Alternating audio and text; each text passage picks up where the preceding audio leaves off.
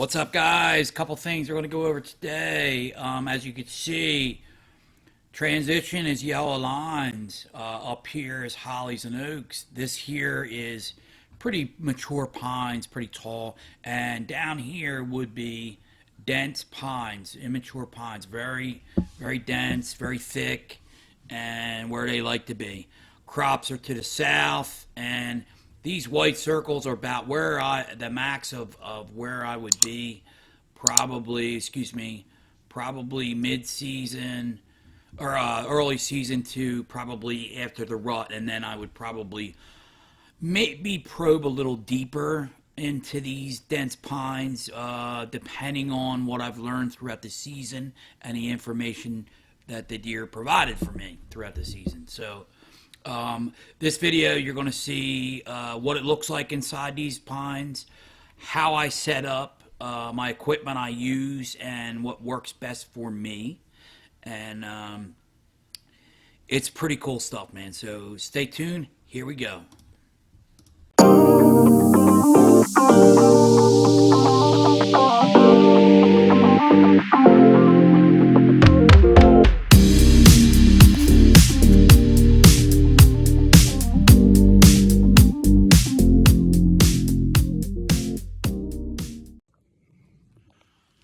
What's up, guys? Coming at you. I'm in a big bedding area. You guys know by now that I've been using the Lone Wolf Custom Gear system as of late season last year, and for me, how I hunt now, it's not going to work for everybody, but for how I've been hunting, you can't beat that. You just can't beat it. Look at that profile. Look how flat it is. Look how compact it is. It's insane. This is the 0.5. I just got it the other day. I have the 1.0 and the 0.5. All right, guys, real quick. Beast sticks on an N1.0. This is double steps on a 0.5. The stands are the same, they're just a little smaller. Profile-wise, as I'm saying, you got, without that buckled air, 5 inches. All right, now bear with me. I'm holding my camera with my hand trying to do this. Wow. 9 inches with the B sticks. I think this, a Lone Wolf Custom Gear stand with the double steps or their minis, the profile alone is just that much worth it. You can't even, if you look at me. You can't even see that 0.5 until I get to my side. You can't see the bottom of the stand. You can't see anything until it's a no-brainer. This system here that I got into, oh my Lord, man, it's just working for me. All right, I'm in my 0.5, right? I'm 1 stick up, maybe 2 this year. That's about all I'll be hunting. Got my double steps, 0.5. I got plenty of room. I have trails coming through me. This is actually one of my spots. There's my shooting lane. I have a shooting lane there that you probably can't see. That's right there. And there's a shooting lane behind me here. And I'm actually in my stand. So this is where you're going to have the best odds of seeing stuff during daylight, big stuff. And especially during the rut, they're going to be coming through here. All right, I am like sitting inside this holly tree and this pine and big trail. There's my hub right there. There's my hole. I'm going to shoot right through there. There's a trail coming through here, out to here, trail here. There's trails coming through all through here. This is a big bedding area, and there's little bedding areas within this big bedding area. So access is that way. Come in here, sneak in here. I am 2 steps high, my Lone Wolf Custom double steps, and I got my 0.5 out today. I'm at 13, just under 14 pounds with 3 sticks, 8ers, straps, and stand. Phenomenal setup. I'm going to tell you right now, guys, I'm 360, and this is fine for me, man. I'm 5'9", 360, and I'm sitting here nice and comfy. Feet hang off a little bit. This is a .5. I also had the .1.0. In my opinion, this is my system that I'm going to be using. It's really going to work for me. If you can see how thick I need to be in this thick to see what I'm after during daylight hours. Even in here, man, it's going to be tough because these bigger animals, they know they get up, they're going to be harassed, they're going to be pressured. So even in here, the wind's going to be swirly in here. There's going to be a lot of screw ups in here because of the wind. The thermals are going to suck the air wherever they're going. But this thickness in here and being this hid within these trees like this is going to be very good in the way of making your percentages of seeing better animals during daylight hours.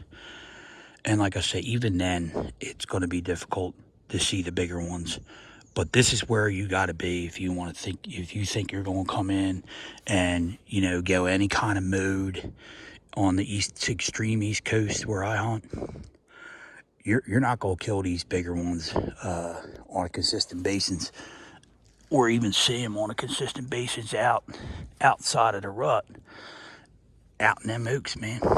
Hey guys, real quick, this here is pretty much an area I have hunted my whole life, and 99% of my experiences are in this highly, highly, highly populated areas. And when you get into a very, very high populated area like this, deer hunting and hunter pressure becomes that much more. So, I don't want to take anything away from them guys out west that hunt what I call the whitetail belt, like Wisconsin, Minnesota, Michigan, Missouri, Illinois, Ohio, all them places out there. But them guys, I hear them say highly pressured whitetails. Well, I'm going to tell you right now, this here where I hunt, you want to talk about pressure, I'm going to tell you right now, these deer are pressured relentlessly year-round. I think it's that much more pressure on these deer, and there is that much more difficulty in killing deer along this extreme East Coast. You could go all the way up and down the East Coast of our whole country and kill white-tailed deer, not most of it. In my honest opinion, I could be wrong, but in my honest opinion, I think the majority of these guys out there that have a lot of these videos and talking about high-pressured white-tailed deer, I really do think they don't realize how much pressure us on the extreme East Coast have, and have that much more than they do. When you're talking about, with you live along the coast, you're probably going to have a higher population of people, because instinctively humans like to be near water. So, I've read that numerous times. But in my honest opinion, I really do think that there is very few guys that I know of. I'm sure there's a lot of guys out west that live out there and hunt out there that could probably get it done here. But, I have a very, very short list of guys that I actually think that could get it done out here because they really know what they're doing. Number one would be Joe Rentmeester. I think that guy can kill anywhere he goes. I think he can.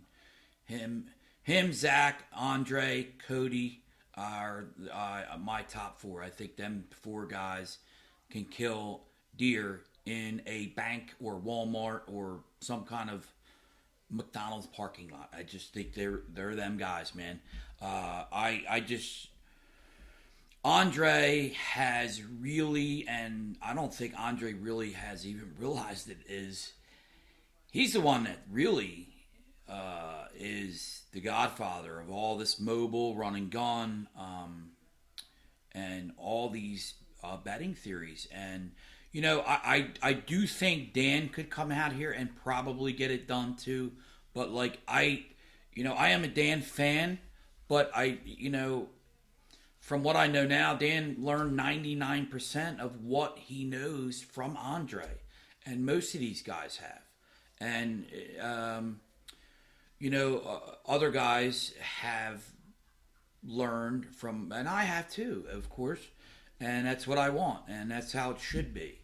But I really do think that that's probably the five guys that I think would probably get it done out here.